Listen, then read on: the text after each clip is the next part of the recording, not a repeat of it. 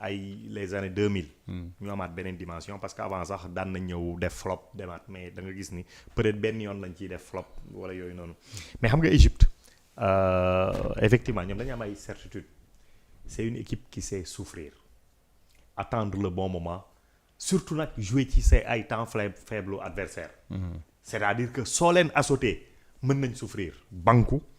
serrer les rangs ñafe ko lu mu metti soo nekkee sa temps faible soo defoon nag ñu laal la benn match bi nekk leneen ñu nekk à l'aise nag taxaw di ko ñafe ak yow ba pare di jouer sur le temps et sur l'arbitre donc compliquer le match bi et wax na ko l'une des clés du match mooy le respect tey dama déglu conférence de presse jour bi ñu ne ko le joueur égyptien Trezeguet je pense ñu ne ko mais yow yéen Sénégal daf leen dóor en finale dóoraat leen en éliminatoire est-ce que dans le vestiaire vous ne parlez pas de cette revanche-là à prendre contre le Sénégal mu ne ko non ñun on ne joue pas pour une revanche on joue pour se qualifier en finale loolu noonu passé na ainsi de suite mais mu dugal ci lu am solo loo xamante ne ci la ñuy jouer ci suñu mind et loolu moom moo leen permettre ñoom pour ñu motiver leen xam naa dañ leen ko jox pour motiver leen parce que dañ ne gis nañ ay vidéo yu sénégalais yi di wax naan Égypte lañ bëgg parce que Égypte dafa yomb Égypte xamuñ dara affaire yooyu noonu donc buñ foog ni gagné nañ leen te match bi jeexul parce que Égypte nga mën ko tax soo ko mënee sax ci la dóor bi di gën a metti Égypte su nangoo ne da nga ko mën ci dóor ko ci lay gën a compliqué parce que li ma la wax elle sait souffrir waa gis kon la Côte d'Ivoire personne ne donne cher de leur peau mais donc loolu noonu il faut ñu gérer ko et également pour l'entraîneur man dama jàpp ni Pape Thiaw quelque part critiques yi parce que il y a eu des critiques sur l'équipe pour man alors que jaru ko woon on joue une compétition mënuñ ñëw dominer tous les matchs ainsi de suite loolu amul ci compétition dafa am transcendance bu am doole c'est-à-dire da ngay tax une petite équipe sax mu ñëw tegal la loo xamante ne da ngay reeba tas donc il faut ñu tenir compte ci loolu mais dafa mel ni quelque part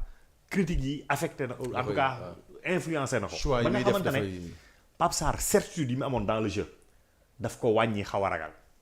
parce que Pape Thiaw dafa assumé woon que dafa bëgg nekk équipe buy dominer que moom li mu bëgg mooy un jeu ouvert où lui il marque plus de buts que l'adversaire et noonu la tëggee woon équipe moom soo seetee premier match il a joué presque avec un milieu complété par Iliman Ndiaye donc 2 défensifs et un créatif ñu def noonu jouer nga gis match boobu ñu jouer waxuma que c'est le meilleur match fondamentalement mais da ngay gis ci approche bi match boobu lañ gën a jël temps pour préparer nos attaques est-ce que c'était parce que l'adversaire était supposé faible mën na nekk mais man dama jàpp ni on a la qualité pour jéem a def loolu alors pour ce match-là il faudrait que soit mu ñeme jouer li nga xamante ne moom mooy suñu ay chance dëgg ray Égypte et loolu auquel cas pour man dañuy door Égypte ou alors su ragalee mooy na prémunir également loolu mooy par exemple ce qu'on a joué contre le Brésil Égypte mënul gis nga le Brésil de Ancelotti pressing bi mu ñu teg on a eu une période de flottement boo xamante ne Brésil dugal na ci 2 buts Égypte mënuñu teg loolu déjà te attaquant Égypte yi luñ baax gënuñu attaquant Brésil yi non mais xoolal parce qu'en premier mi-temps Pape Thiaw dafa ragal Brésil c'est-à-dire que dafa ne dafa xaar quoi 3 milieux de terrain Brésil yi su tegee 2 milieux de terrain Iliman en 10 dañuy noyer mais lim fàtte woon et man je l'ai dit à sama frère parce qu'on discute beaucoup football dama ko ne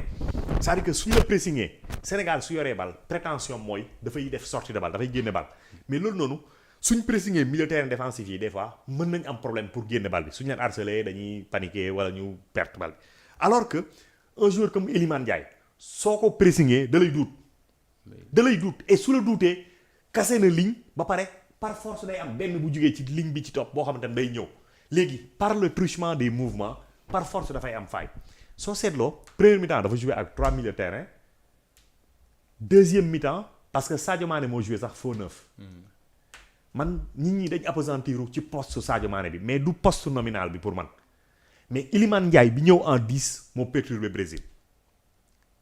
mu wàññi Pape Matar Sarr dugal Nicolas Sadio Mané dellu à gauche Iliman joué à 10 brésiliens yi am problème soo xoolee liñ ci am ci occasion ak Iliman ni mu jaar seen donc contre l'Égypte soit mu def loolu ou alors su fekkee dafa ragal Égypte dafa bëgg jouer un match boo xamante ne day yooteeg ñoom jouer sur nos qualités offensives parce que am nañ dara foofu tamit mais damay jàpp ni man su ma doon moom sax parce que xel xalaatul Pape Thiaw ci li ma jàpp mu génne Gana. non Gana donc su ma doon moom. dafay teg donc dafay oui. comme da nga ragal Égypte. Marmouche Salah Achrour xaw ma mais tu leur mets Pathé Ciss mu sécuriser la défense Pathé Ciss attaque yëpp day jàkkaarloog ñoom donc dina am temps wu def écran wala boog attaquer bal bi wala def faute pour que gars yi ñëw. mais Gana li ci ëpp da ngay gis il vient de derrière pour ñëw jël poste bi nga xamante ne moom mooy war a nekk son poste de départ donc loolu moo tax ba Sénégal dafa concéder beaucoup d'occasions et sur ce match là soo defee loolu mais mën nga teg Pathé teg Gana en double pivot par exemple choisir entre Pape Gueye et Habib Kane ngay teg après teg sa 3 attaquants de toute façon moom occasion moom dinañ ko am mais di nga sécuriser ba nga xamante ne parce que gars yi ngi wax ay Salah c'est un buteur mën na dugal mais tu ne l'as pas vu faire la différence sur son joueur sur son vis-à-vis dem dugal wala dem passe amatul loolu Salah est-ce que suñ deux matchs yi ñu football yëpp je pense dugalu si benn suñ deux matchs yi mujjee football je pense dugalu si benn non dugalul bon bi passé moo dugal troisième bi non confrontation yi ñu am final bi dugalul bu ñëwee Sénégal dugalul il n'a jamais marqué contre le Sénégal waaw voilà mi ngi noonu mais pour man que ce soit Jacob wala dara nañ ko bàyyi xel mais pour man le problème dëgg-dëgg Égypte mooy Achrour et justement foofu lay intéressant waaye soo tegee Pathé Ciss nga jël Gana pour man Gana il est meilleur man je n'aime pas Gana pointe basse il est volontaire dina taxaw dina daw mais am na lu des mais par contre su jëlee Achrour mais xamal ne Achrour bokkul ci match jël na ku gën a garaaw Achrour fuuf te kenn gisu ko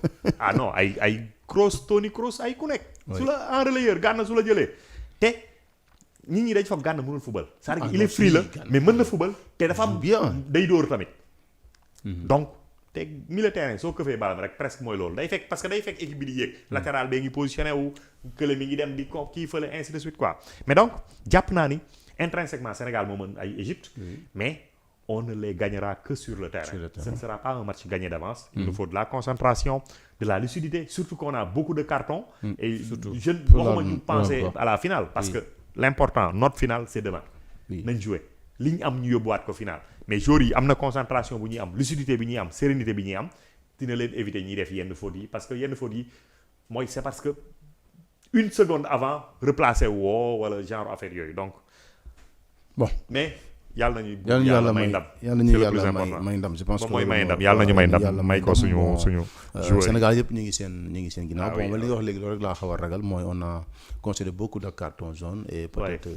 xëy na dina mën a wàññi peut-être Koulibaly am na carton jaune Pape Gueye am na carton jaune bon je sais pas Koulibaly avait déjà raté une finale voilà est-ce que dina bëgg raté waat donc une autre finale voilà donc bon en tout cas daal ba pare il y a autre chose mooy c'est-à-dire que li tax ñuy concéder occasion tamit c'est parce que le Sénégal choisit de jouer haut quand on joue haut équipe bële suy génn défense bi bëgg daw dellu ginnaaw dafay distendre les lignes c'est-à-dire que dañuy am benn no man's land boo xamante ne da ngay progresser soo seetloo suñu huitième de finale loolu moo ñu sonal c'est-à-dire que da ngay progresser ci no man's land boobu noonu ba balaa ngay jot kii bi fekk na am na benn joueur bu ñëw ñu passe ko mu jàkkaarloog suñu góol donc mais suñ joueurs yi il faut ñu oser on peut pas jouer haut ba pare défense bi basse il faut ñu oser bloc d'équipe bi ñu koy respecter peut-être 20 mètres couverture après Mendy tamit am lecture ba pare concentré pour que yenn action yi nga xam ni da ngay teel a génn mais sinon c'est important en tout cas Sénégal tollatul fu muy paragale équipe ci Afrique non du tout Afrique mais erreur bi